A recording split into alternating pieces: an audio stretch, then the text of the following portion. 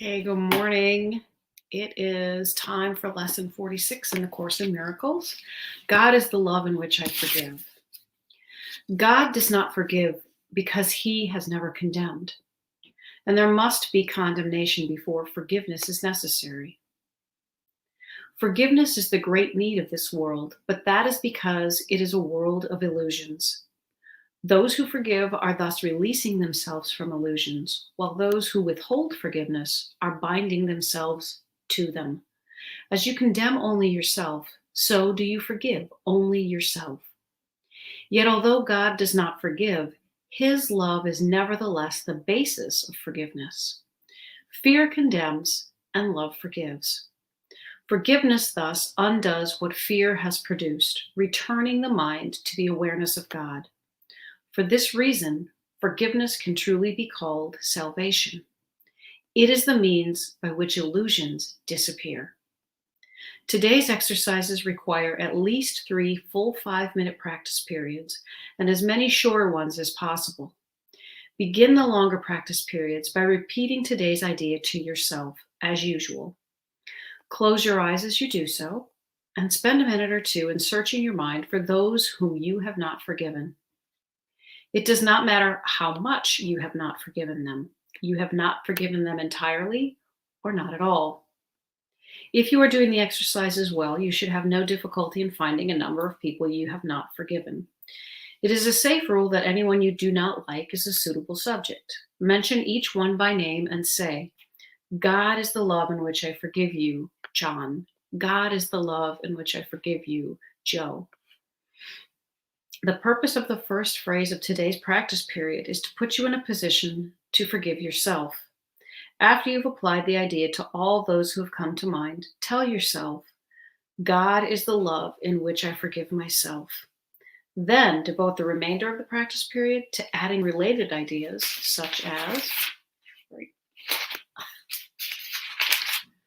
God is the love with which I love myself. God is the love in which I am blessed. The form of application may vary considerably, but the central idea should not be lost sight of. You may say, for example, I cannot be guilty because I am a son of God. I have already been forgiven. No fear is possible in a mind beloved of God. There is no need to attack because love has forgiven me. The practice period should end, however, with a repetition of today's idea as originally stated. The shorter practice periods may consist either of repetition of the idea for today in the original or in a related form, as you prefer. Be sure, however, to make specific applications if they are needed. They will be needed at any time during the day when you become aware of any kind of negative reaction to anyone, present or not. In that event, tell him silently, God is the love in which I forgive you. And I'm just going to take a couple minutes to kind of ponder that before I read Tina Spaulding's A Year in Forgiveness. When we are doing the exercises today, contemplate all of those people that you talk about that are irritants, those people that you talk about that, no matter how long it's been, whenever you start talking or telling the story, your blood starts to boil a little bit, or you start to get really tense and uneasy. It brings you right back to the same situation in which the original trauma occurred. Old relationships could be parental, could be someone who was a boss or another student, anything that comes up. You will find that oftentimes when you kind of peel away the layers, it's you that you are really angry at, whether it's simple projection or whether you can look at that and see even how you have been angry with yourself and blaming the other person. One of those things that comes to mind often is the resentment factor. When we resent someone, we need to look at how we are angry really at ourselves for not listening to our own truth and not following that truth. That's what I've found is often the case with resentment. It's because we didn't stand up for ourselves in the moment. And so we're mad at ourselves for having to deal with the repercussions of not following our own guidance. God is the love in which I forgive. Again, we are either forgiving someone entirely or not at all. And so I can say I've forgiven my ex-husband for any number of whatever apparent grievances. But if I still have a reaction whenever I talk about my ex-husband, then I have not forgiven. Same with parents, same with, again, old bosses. If you believe that you have done forgiveness work, you may have done the forgiveness work of, I was right, you were wrong, but I'm letting you off the hook. That is not forgiveness. That is a conditional pardoning that happens here in this world, and we call it forgiveness. Allow this work to just kind of filter in when you're mad at someone that's driving in front of you and you judge them as being an idiot or stupid or careless or whatever the term is that you find. Use God is the love in which I forgive. Even in those moments, you can use this multiple times throughout the day. If you go to a fast food restaurant and someone messes with your order, mixes up your order, or if someone doesn't give you the right change or someone's rude in a grocery store, say, God is the love in which I forgive you, silently to yourself. Again, this is about you. It's not about them. Okay. Now I'm going to just move on to The Year in Forgiveness by Tina Spalding. You are blessed beings indeed. I am that one that you know as Jesus. Forgiveness as the path to your salvation lays the foundation of the teachings in A Course in Miracles.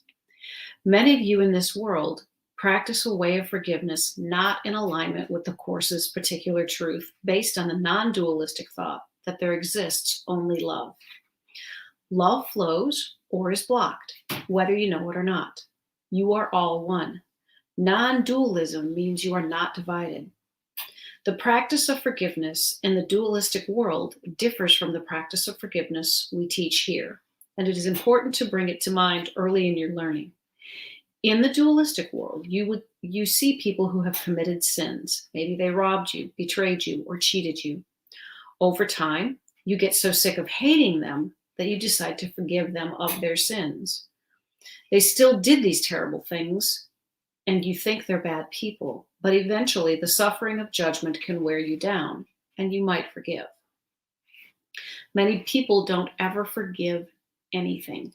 They take their resentments to the grave and will have to deal with them in another incarnation. That is indeed so.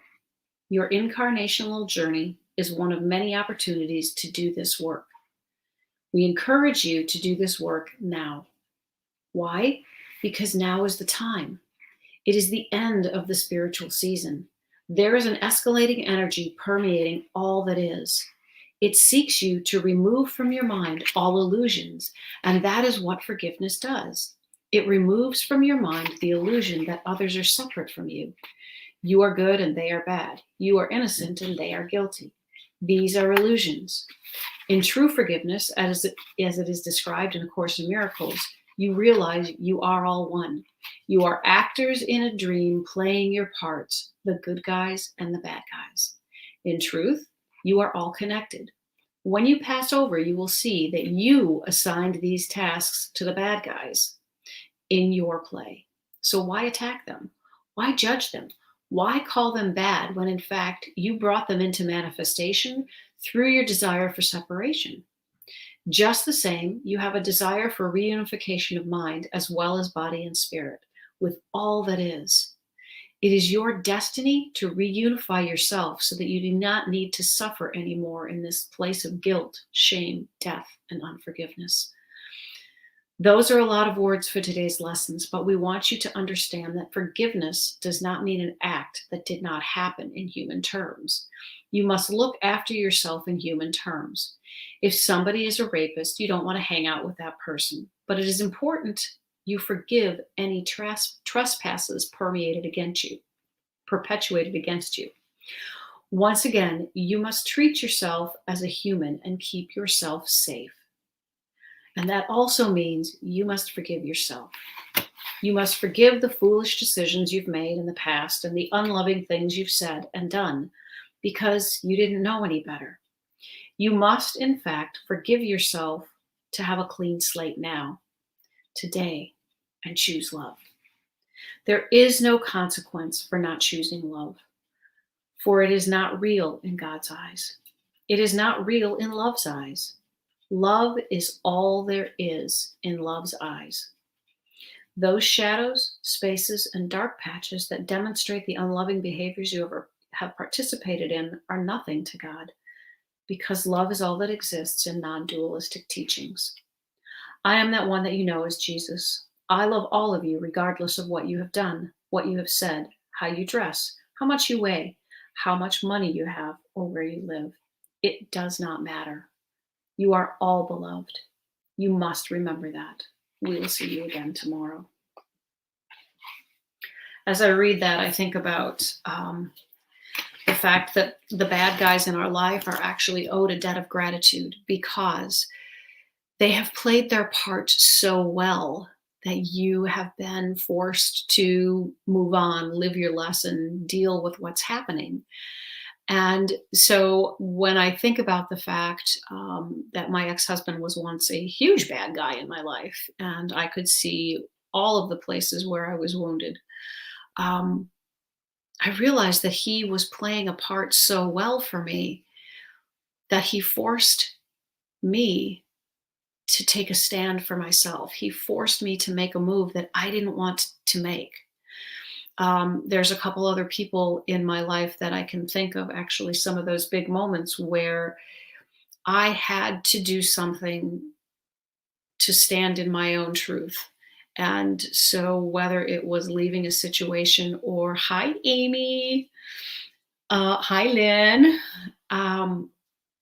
whether it is someone who does a little bit of, not so good stuff. Like I had a boss who irritated me, but she wasn't anything that we would consider evil, but she really made me look at me and what I was willing to tolerate. She played her part well for my world.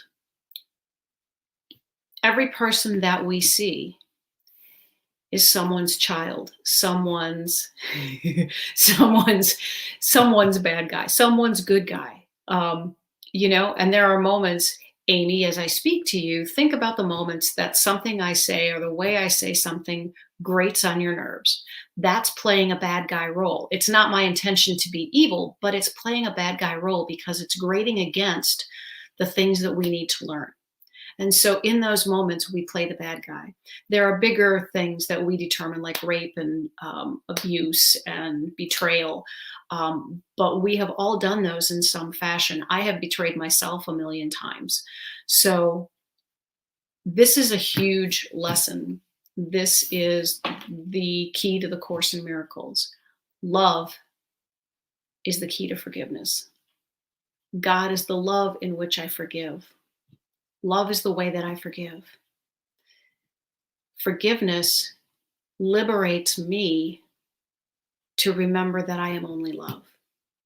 Forgiveness separates me from separation. Forgiveness reconnects me to love. But what a cool thing to realize that forgiveness separates us from separation. It turns the light back on. Any final thoughts from those of you who are viewing right now before I say adieu for this Monday morning? I don't know how long it takes for these posts. I know things are a little time lagged, but it's a lovely sunny Monday morning. It's a President's Day. Oh, you're a beautiful lady. She said, you're a healer for me. You demonstrated in a way that I hear. Amen. And as a point to this good guy, bad guy thing, remember that we learn from everyone that we encounter. And I am just so incredibly blessed to have that awareness in me right now. Thank you, Lynn. And to be able to know that every person that I see, every time I see that person, I learn something about me. And it's can be a lot of work to do the work in the Course in Miracles, to become more aware. But I will tell you, as it becomes more automatic, it is so incredibly liberating. And so use today's lesson and repeat it a lot. Put it on a sticky note if you need to. Put it in your phone and set the alarm so that even if you just see the God is the love in which I forgive, it will trigger you to let it at least cross your mind, because this is an imperative one.